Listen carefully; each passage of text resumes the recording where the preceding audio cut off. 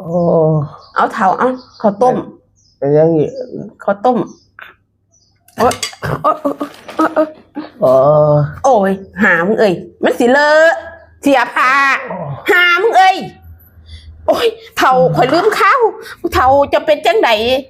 เป็นตาเศร้าบ่3 มือดี4 มือลายแต่โดโอ้บอกกูเอ้ยแต่สมัยแต่กี้นะแข็งแรงจังหยังนี่บ่คิดว่าสิเป็นจังสีหาหมออะไรกับบ่ซ่วงบ่เศร้าแล้วบ่เห็นเจ้าสิไปซะบ่โอ้ข่อยคือสิบ่ยืดบ่ยาวแล้วเจ้าดอกเฒ่าเอ้ยคันบ่ยังอีหลีก็ไปซะเจ้าห่วงพ่อ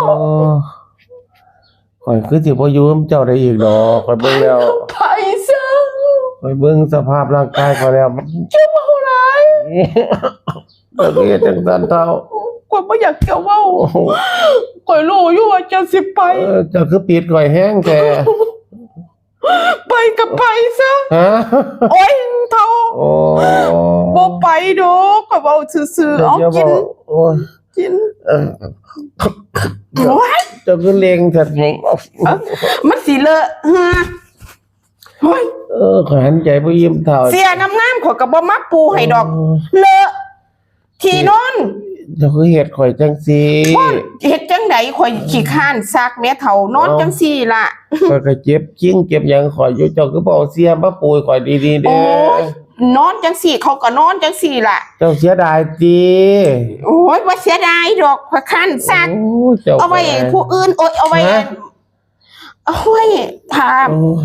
เจ้าเศร้าแล้วพุ่นแม่โอ้ยเจ้าก็เลยเนาะเอาอ้ำได้หลาย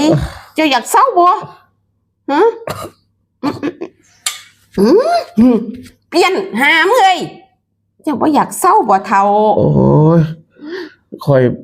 คือสิบ่อยู่กับเจ้าอีกได้แล้วล่ะข่อยเบิ่งแล้วบ่อยู่เจ้ากับข่อยฝากลูกเด้อเลี้ยงลูกเด้อเฒ่าเงินทองอยู่ไสเงินทองข่อยเสียงไว้หัวบ่อนนั่นล่ะข่อยเสียงไว้ยัดใต้บ่อนนั่นล่ะเจ้าไปเอาโลดอุ๊ยเฒ่าเงินสดก็อยู่ธนาคารข่อยฝากไว้หลายอยู่ให้เจ้า ATM มีหยังก็อยู่หั่นล่ะสิไปอีหลีก็ไปรหัสบัตรก็อยู่ในหั่นล่ะสมุดข่อยเขียนไว้เบิดแล้วป้อมบอกเจ้าเบิดแล้วเด้อเฒ่าเด้อมีอันนึงข่อยห่วงเจ้ายอมผัวใหม่เด้อเฒ่าโอ๊ยเจ้าจะไปห่วงของแล้วสั่นข่อยบ่เอาดอกแต่สัญญาข่อยเด้อเฒ่า